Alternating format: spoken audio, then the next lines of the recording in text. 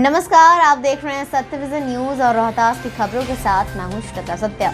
खबरों के अंत में हम पूछेंगे इन्हीं समाचारों में से एक सवाल जिसका आप दे सकते हैं कमेंट बॉक्स में जवाब और आप शामिल होंगे हमारे गिव अवे प्रोग्राम में जहां आप हो सकते हैं सम्मानित। आपके नाम को किया जाएगा अगले न्यूज बुलेटिन में शामिल। तो चलिए शुरू करते हैं खबरें।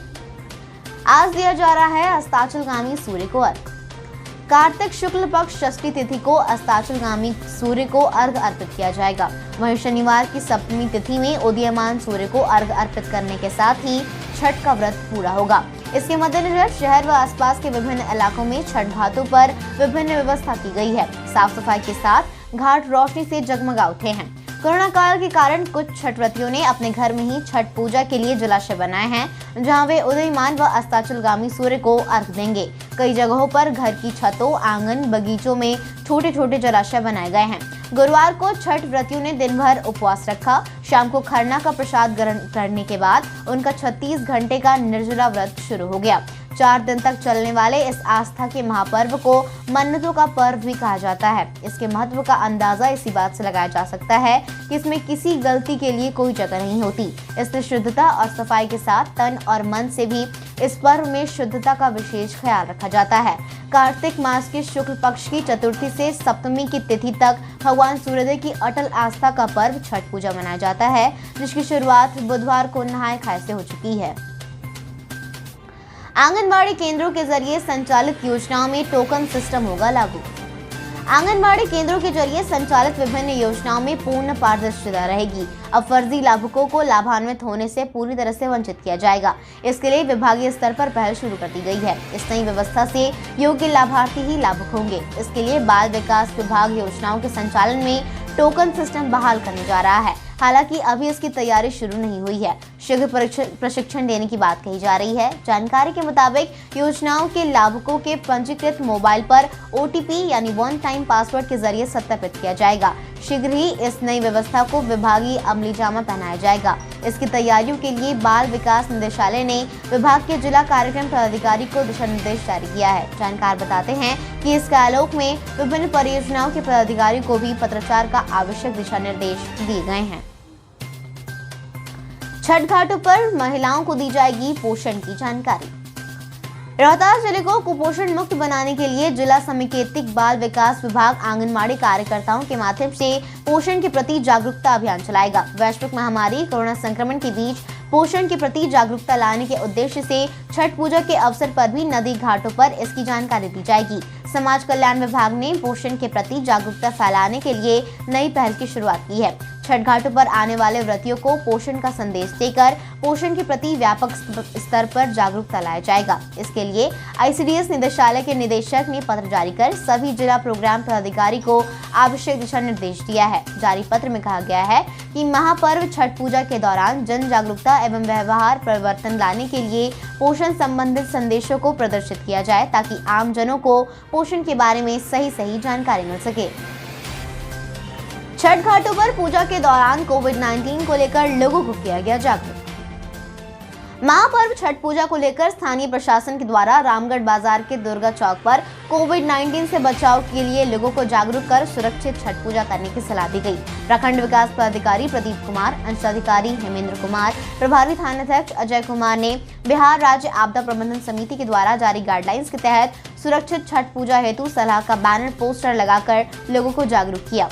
वीडियो प्रदीप कुमार ने बताया कि कोरोना काल में छठ पूजा का पर्व मनाया जा रहा है। छठ पूजा के दौरान घाटों पर गहरे पानी में नहीं जाने की सलाह के साथ साथ छठ घाटों पर आतिशबाजी नहीं जलाने की सलाह दी गई है। वीडियो ने बताया कि कोरोना से बचने के लिए मास्क का इस्तेमाल करने के साथ ही सोशल डिस्टेंसिंग का पालन करना अनिवार्य है। पोस्टर में लोगों को कई प्रकार की सलाह दिए गए हैं। फल विक्रेताओं को सलाह दी गई है कि छठ पर्व के लिए फल खरीदने वाले लोगों को प्रशासन के द्वारा जारी किए गए निर्देशों के बारे में जानकारी दें ताकि सुरक्षित तरीके से वे छठ पर्व को मनाएं। बेल्टॉन की मेधा सूची में नाम आने के बावजूद नहीं हुआ अभ्यर्थियों का नियोजन, DM से कार्रवाई की गई मांग। बेल्टॉन की मेरिट लिस्ट में नाम आने के बाद भी नियोजन नहीं होने से अभ्यर्थियों में काफी मायूसी है। सरकार के स्तर से सूची मांगे जाने के बाद गुरुवार को बेल्टॉन से चयनित अभ्यर्थी DM डॉक्टर नवल किशोर चौधरी से मिलने पहुंचे, जिस पर जिलाधिकारी ने उन्हें उचित आश्वासन दिया। इस बारे में बेल्टॉन की मेधा सूची में शामिल अभ्यर्थियों ने जिलाधिकारी डॉक्टर नवल किशोर चौधरी को आवेदन देकर यथाशीघ्र नियोजन कराने के लिए अभियाचन आवरण कार्यालय पटना भेजने की मांग की है, जिसमें कहा गया है कि डाटा एंट्री ऑपरेटर की नियुक्ति बेल्टॉन के द्वारा की जानी थी, लेकिन बेल्टॉन के पास पैनल नहीं रहने के कारण बिहार प्रशासनिक सुधार मिशन के अनुसार जिला द्वारा जारी पैनल से नियुक्ति की गई। बेल्टॉन के अनुसार अभ्यर्थियों के पैनल की प्रक्रिया लगभग पूरी हो चुकी है। जिला के विभिन्न विभागों में रिक्त डाटा एंट्री ऑपरेटर की सेवा प्राप्त करने के लिए बेल्टॉन से अध्ययन किया जाने का निर्देश दिया गया है। इस मामले में चयनित अभ्यर्थियों ने मेधा सूची में शामिल कैमूर जिले के अभ्यर्थियों के नियोजन के लिए डीएम को आवेदन देते हुए अपने स्तर से कार्रवाई करने का अनुरोध किया है। फिलहाल लेंगे एक छोटे से ब्रेक, चल लौटते हैं। हम मिलाएंगे जिले और प्रदेश की उन शख्सियतों से जिन्होंने बनाई है एक खास पहचान। अपनी मेहनत से, अपनी लगन से, जिनसे मिलकर मिलती है बहुत सारी प्रेरणा, बहुत सारी सीख।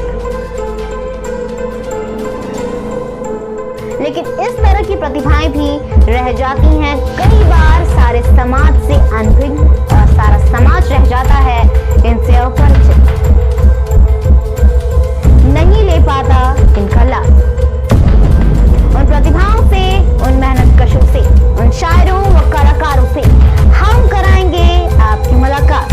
एक खास प्रोग्राम गूंजली के लागू। तो बस थोड़ा सा कीजिए इंतजार, जल्द आ रहा है गूंजली के लाल, सिर्फ और सिर्फ सत्य विजन न्यूज पर। Welcome back. ब्रेक के बाद बहुत बहुत स्वागत है आपका सत्य विजन न्यूज में। भभुआ में फल व्यवसायियों ने मुख्य पथ को 1.5 घंटे तक किया जाम। भभुआ नगर में गुरुवार को फल व्यवसायियों ने मुख्य पथ को करीब 1.5 घंटे तक जाम कर प्रदर्शन किया। आक्रोशित व्यवसायियों ने कहा कि हमें टाउन हाई स्कूल परिसर में दुकानें लगाने को भेज दिया गया। उधर कई छोटे दुकानदार बाजार में ही दुकान लगा रहे हैं, ऐसे में हमारी दुकानें मारी जा रही हैं। इनका कहना था कि हम हजारों रुपए लगाकर फल सामग्री बाहर से मंगाए हुए हैं, यदि हमारा व्यवसाय ठीक से नहीं चलेगा तो हमें काफी आर्थिक क्षति होगी।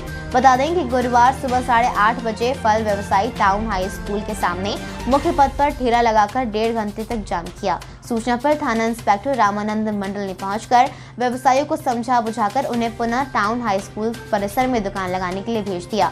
वहीं दूसरी तरफ कार्रवाई करते हुए नगर के एकता चौक, पटेल चौक, सोनहन बस स्टैंड पर जो फल व्यवसायी सड़क के किनारे फल बेच रहे थे, उनकी दुकानों को बंद कराया गया। छठ घाटों पर कोरोना गाइडलाइंस का सख्ती से अनुपालन कराने का निर्देश। घर आंगन लीपोत कर अस्तांचलगामी सूर्यदेव की पूजा अर्चना कर छठी व्रती के अर्घ देने के लिए तैयार हो गए हैं। छठ व्रती संध्या में डूबते हुए सूर्य को अर्घ देकर खरना का प्रसाद ग्रहण कर 24 घंटे के निर्जला व्रत के लिए अनुष्ठान शुरू कर दिए।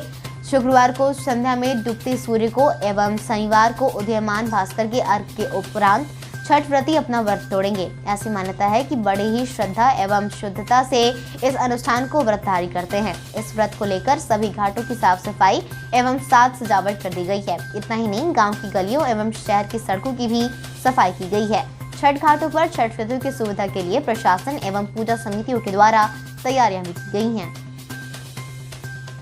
सत्येंद्र कुमार सत्ता ने बिहार वासियों को दी छठ की शुभकामनाएं। नमस्कार। सत्येंद्र कुमार सत्या की ओर से छठ व्रत के इस पावन और पवित्र अवसर पर बिहार वासियों को ढेरों शुभकामनाएं और बहुत बहुत बधाइयाँ। धन्यवाद। छठ पूजन सामग्री किया गया वितरित।